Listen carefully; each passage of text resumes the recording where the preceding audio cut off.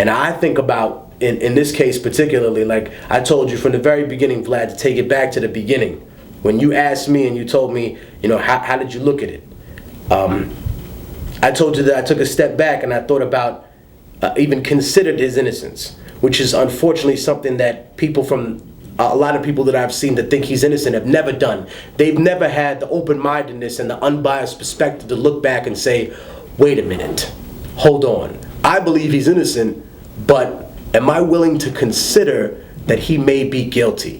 What did he do to not be guilty? You know what I mean? What did he do to potentially put himself in a position where he took this kid's life unnecessarily? Did he follow him? Did he run around chasing him? Was he the aggressor in the situation? If that is you trying to be unbiased, then I applaud that. But if you're going to sit there and tell me that you've never had a consideration, your mind's been made up from the jump about this case, then I have to have some kind of view of skepticism of your perspective, And for people that don't understand why he's viewed as an individual who not only invokes racism, but invokes a racial struggle, it's because all of the right-wing media is who he played his case for. He didn't do that. I didn't see him on Telemundo. I didn't see him on Univision. I mean, somebody correct me if I'm wrong. He wasn't out there doing interviews in Spanish trying to galvanize the Latino community behind him. In the same way, OJ wasn't black until he got charged with all them crimes.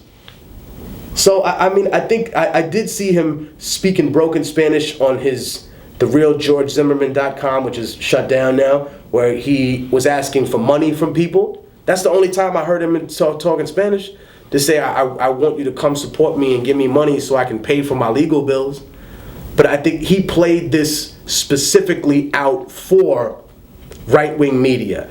The only interview I saw him give was to Sean Hannity, someone who's in no way, shape, or form a friend to the black or Latino community, only to the rich establishment, and pretends that he's some kind of champion for American workers' rights. What a joke.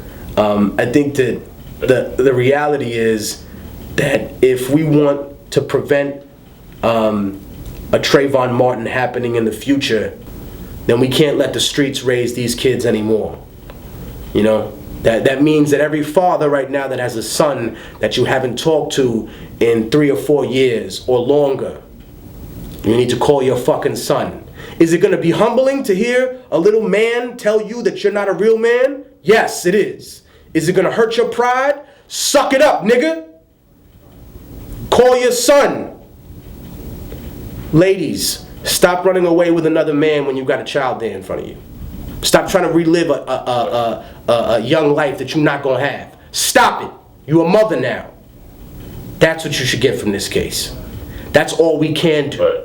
What you going to do? Vigilante violence? Start a riot in your own neighborhood? We had that happen out here, Vlad, a riot in Brooklyn. What these niggas do? Burn down a ShopRite or a Walgreens? You just made it harder for some black grandma to be able to get her heart pills in the morning. You made it harder for somebody that was sick that day to find medicine and treatment. You know what your real statement would have been? The more powerful statement would have been if you burned the ShopRite and the Walgreens down across the street from where Michael Bloomberg or Ray Kelly live. That would have been a statement. But you didn't do that. You burned down some shit in your own neighborhood. We can't keep destroying ourselves because, again, we go back to the point of self-hatred. If this is not about self-hatred, then why are we out there destroying somebody else's neighborhood that we feel is an affront to us? Why are we sitting here destroying our own? If this is not about self-hatred, then how come Latino people seem to hate themselves, where they can't even admit they're indigenous, where they have problems admitting they're black? White people love themselves. They change history all the time to make it seem like they invented and did a whole bunch of shit first that they never did. They love themselves. Can we love ourselves? Can the black community start loving itself more? Can the Latino community start loving itself more and come to terms with who the fuck we are? You know, that's what I would like to see come of this. And I think that's the more positive things that can come of this.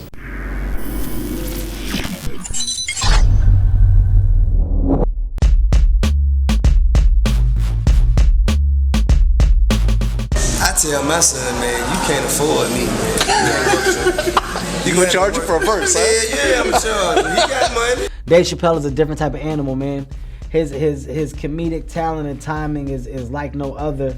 And I gotta honestly say, I can't disagree in any way, shape, or form.